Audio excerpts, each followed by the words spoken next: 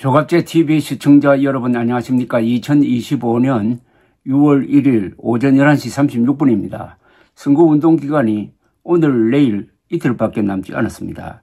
세계 최대의 도박 사이트인 정치 도박 사이트인 폴리마켓은 오늘 현재 이재명 후보 당선 가능성을 95.3%, 김문수 후보 당선 가능성을 4.4%, 이준석 후보 당선 가능성을 1% 미만으로 전망을 했습니다. 2주 전보다 이재명 후보는 5.3%포인트 올랐고 김문수 후보는 2.4%포인트, 이준석 후보는 2.3%포인트 떨어졌습니다. 이 걸린 판돈의 합계는 약 1억 8천만 달러입니다. 이 도박 사이트는 작년 트럼프의 대선 승리를 정확하게 예측을 했습니다. 작년 10월엔 트럼프의 승리 가능성 60%, 대선 전날엔 50% 이상으로 평가했던 사이트입니다.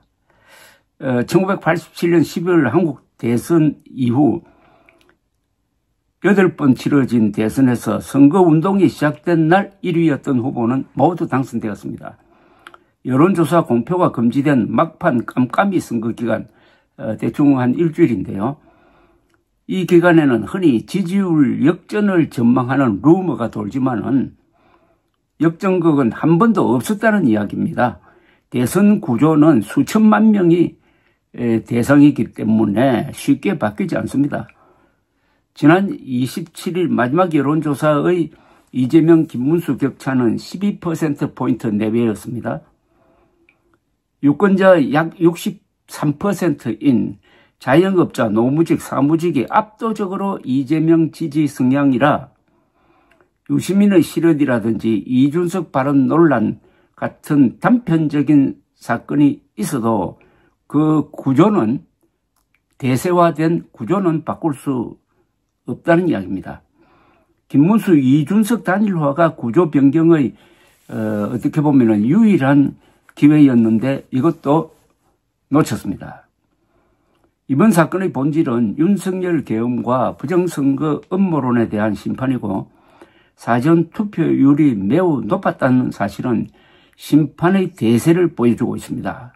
오는 6월 4일 대한민국은 21대 이재명 대통령을 맞을 가능성이 거의 100%라는 이야기입니다. 이 폴리마켓 도박 참여자들은 한국 대선의 사전 투표율이 이재명 강세 지역에서 높아졌고 김문수 강세 지역에서는 과거보다 떨어진 점을 아주 중요하게 보고 있습니다. 작년 12월 16일 국민의힘이 윤석열 탄핵소추안을 통과시키는데 역할을 했던 한동훈 대표를 몰아낸 사건이 오늘의 이재명 당선 유력 상황을 만들었다고 볼 수가 있습니다. 한동훈 대표의 윤석열도 안 되고 이재명도 안 된다는 전략만이 이재명 당선을 막을 수 있었던 것입니다.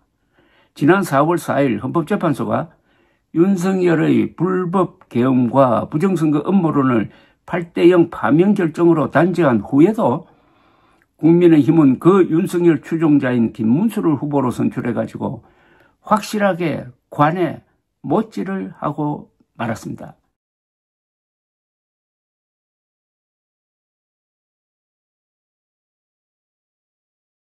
이재명 당선의 1등 공신은 윤석열, 2등 공신은 국힘당, 3등 공신은 이런 윤석열과 국힘당을 맹목적으로 지지한 보수 진영의 언론과 지식인들이 될 것입니다.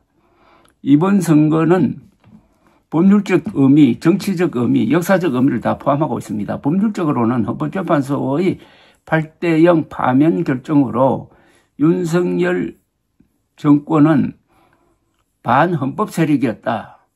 형법상으로는 내란 혐의를 받고 있는 당이다 하는 것이 지금 법적 판단입니다. 정치적 판단은 이번 선거로 내려질 것입니다. 이번 선거를 통해서 윤석열 세력은 가짜 보수다 하는 판단이 내려질 것으로 봅니다. 가짜 보수라고 하는 근거는 보수가 양보할 수 없는 세 가지 가치가 있습니다. 첫째, 사실을 존중해야 됩니다. 헌법을 존중해야 됩니다.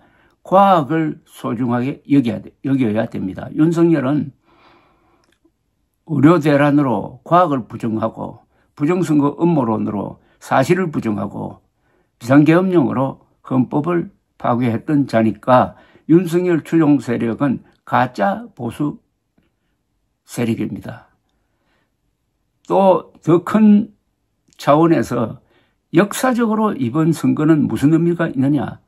저는 문명 건설 세력의 핵심에 있었던 한국 현대사의 어떻게 보면 주류 세력이었던 보수가 괴멸적 타격을 받았다. 그 이유는 국민의힘과 보수 지식인, 보수 언론이 역사의 패배자 편에 섰기 때문이다 라고 정리하고 싶습니다. 역사의 패배자 편에 서면은 수십 년 동안, 아니 수백 년 동안 정권을 다시 잡을 수 없게 되는 것입니다. 역사의 대세에서 밀려났다는 이야기죠. 한국의 보수는 이번 선거에서 잘 드러났지만은 중심 세력을 잃어버렸습니다. 중심 세력, 젊고 전문성이 있고 생활에 종사하고 그리고 중산층이고 이념적으로는 중도층인 이 세력이 이재명 쪽으로 가고 말았고 국민의힘의 지지 기반은 변두리로 밀려나고 말았습니다. 중심 세력이 이재명 지지로 선회해버리고